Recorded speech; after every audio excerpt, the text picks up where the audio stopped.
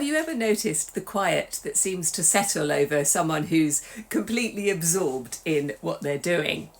You might see it in a watchmaker carefully repairing a tiny mechanism, or someone standing in a field listening closely as they try to identify the bird songs around them. When we're paying that kind of attention, everything else seems to fade into the background. We become calmer, our focus narrows, and for a few moments, the outside world matters a little less. Our attention rests entirely on the thing in front of us. We often think of careful reasoning as something detached and analytical, yet there's a really long tradition of thought suggesting that the deepest forms of thinking gradually become acts of love. The more faithfully we attend to something outside of ourselves, the more we allow it to shape us. Welcome to Wednesday Wandering with me, Cate Field, wondering about things fascinating and interesting and spiritual, and not just wandering off. I do hope you are well, and thank you so much for joining me today. This week falls close to the 15th of July, a date that marks both the feast of the medieval Franciscan theologian Saint Bonaventure and the birth of the 20th-century British novelist and philosopher Iris Murdoch. At first glance, they seem to belong to entirely different worlds. Bonaventure worked within the richly structured intellectual life of the medieval university, while Iris Murdoch explored the moral questions of a secular post-war society. Yet both returned again and again to a remarkably similar insight, that the highest use of the human mind is a disciplined, outward-looking attention, and that such attention slowly becomes an expression of love. Around the year 1259, Bonaventure, then Minister General of the Franciscan order, withdrew to Mount Laverna in Tuscany, Italy. And it was there, 35 years earlier, that St. Francis had received the stigmata, the wounds of Christ impressed upon his own body. Bonaventure came seeking quiet in the midst of considerable responsibilities of leading this rapidly growing and sometimes divided religious order. Among the rocky slopes and forests of Laverna, he wrote one of the great classics of Christian spirituality, The Journey of the Mind into God. Itinerarium mentis in Deum. For Bonaventure, the mind is not a machine for storing information. The mind itself is a pilgrim, always travelling, always seeking, always being drawn towards its true home. He describes 6 stages of ascent, inspired by the 6 wings of the seraph that appeared in St. Francis's vision, culminating in the soul's rest in God. The journey begins with the physical world. Nature is never merely just scenery. The universe itself is a book written by God, filled with signs waiting to be read. Every leaf, every bird, every star bears traces of the Creator. To study the world carefully is therefore an act of reverence. One of Bonaventure's favourite words is the Latin desiderium, a deep longing or ardent desire. As the mind climbs from the beauty of creation to the mystery of the human soul, and then finally towards God himself. Understanding is continually accompanied by love. The light of the intellect is warmed by the fire of the will. Eventually, Bonaventure reaches a remarkable conclusion. He writes that all intellectual activities must be left behind, and the whole height of our affection must be transformed and directed to God.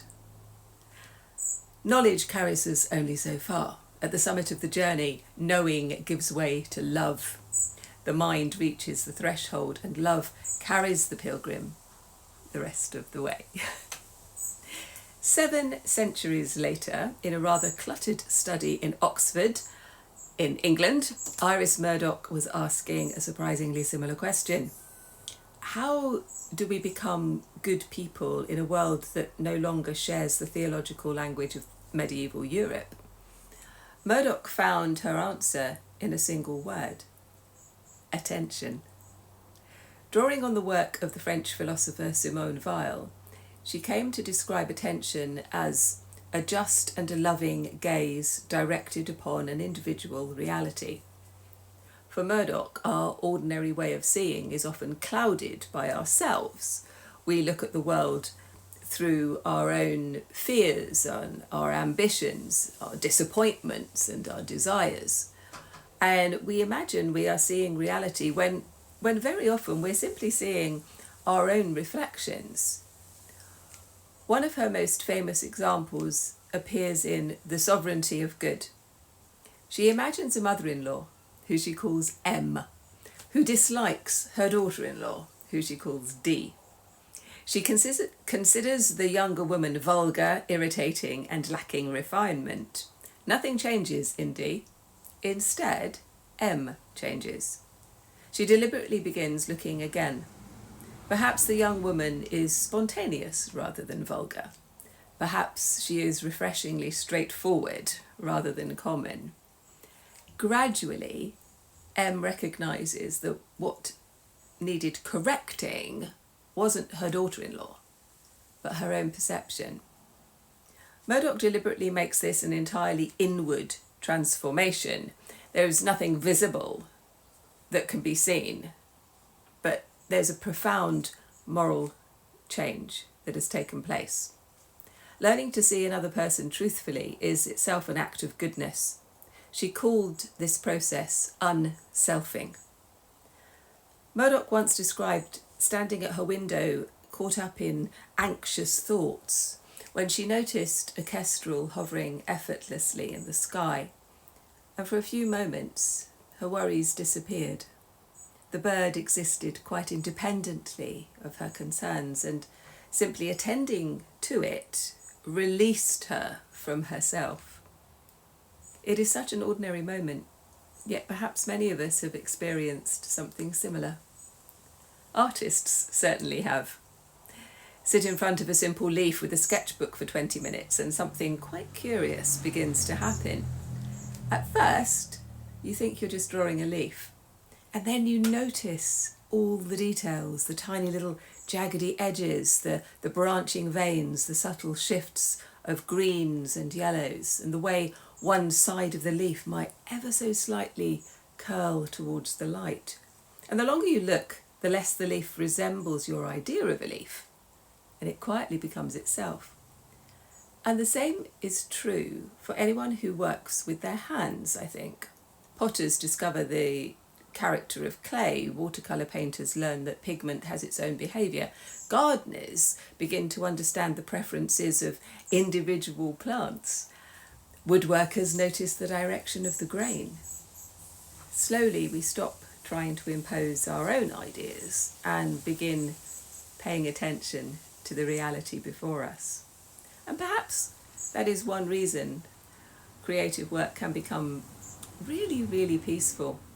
It gently persuades us to step outside of ourselves. When we place St. Bonaventure and Iris Murdoch alongside one another, we discover a shared respect for the truth of things beyond ourselves. For Bonaventure, creation is filled with the presence of God, inviting careful study and grateful wonder. For Iris Murdoch, the world is filled with people and places deserving our honest attention. Both suggest that genuine thinking begins with listening. It requires enough humility to allow another reality to speak before we rush to interpret it. This feels especially important, I think, today, because we live in an age that rewards speed. Our attention is constantly interrupted, isn't it, by messages and headlines and notifications. Quiet concentration has become surprisingly rare. Perhaps this is why these two thinkers feel unexpectedly modern to me.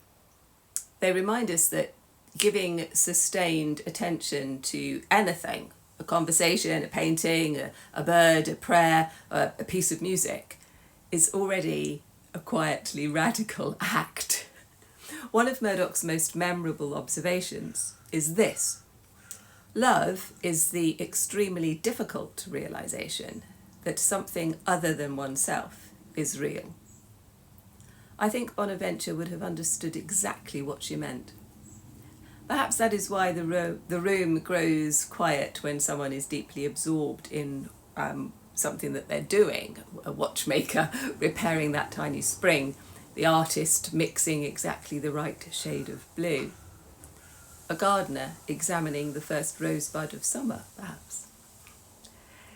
Someone standing patiently in a field listening for those birds' songs. From the outside, it looks like concentration, perhaps. Bonaventure might have called it contemplation. Murdoch might have called it attention. Both suggest that it is one of the ways that we learn to love the world more truthfully. Thank you so much for listening today.